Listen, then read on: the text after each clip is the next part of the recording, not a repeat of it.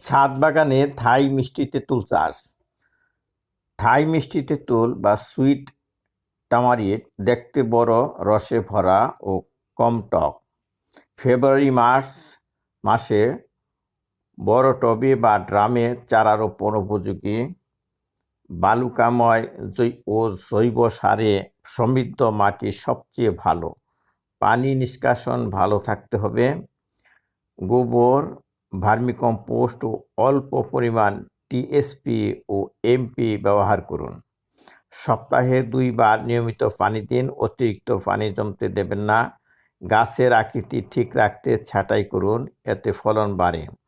গাছ লাগানোর 2-3 বছরের মধ্যে ফল দেয়।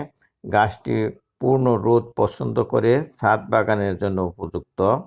সাধারণত রোগ কম হয়, তবে প্রয়োজন হলে জৈব বালাইনাশক ব্যবহার করুন।